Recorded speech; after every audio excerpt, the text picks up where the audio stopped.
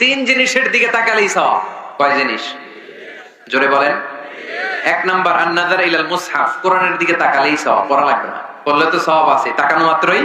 দুই নাম্বার আন-নাযার ইলা ওয়াজহিল ওয়ালিদাইন, মা বাবার চেহারা, মা বাবার খেদমত করলে তো সওয়াব আছেই, টাকা দিলে তো সওয়াব আছেই, কিন্তু মা বাবার চেহারার নজরের দিকে যদি রহমতের নজরে একবার তাকান, একটা কবুল হজ করলে যেই সওয়াব, ওই সওয়াব আমল নামাই দিবে কে?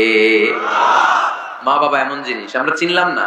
আমরা পীর সাহেবের দরবারে লাউ নিয়ে যাই, কই লাউ নিয়ে যান আপনি, কই হাদিয়া নিয়ে যান? আসল পীর সাহেব তো আপনার ঘরে। আপনার আব্বা সবচেয়ে বড় পীর সাহেব, আপনার আম্মা জান আপনার জন্য সবচেয়ে বড় পীর সাহেব। গোটা বিশ্বের সব পীর সাহেব যদি 50 বার করে কোরআন খতম দিয়ে এক গ্লাস পানির মধ্যে ফু দেয়, আর আপনার আব্বা শুধু বিসমিল্লাহ বলে যদি এক গ্লাসের পানিতে ফু দেয়, ওই গ্লাসের পানির ফুটা আল্লাহর কাছে কবুল হয়ে যাবে।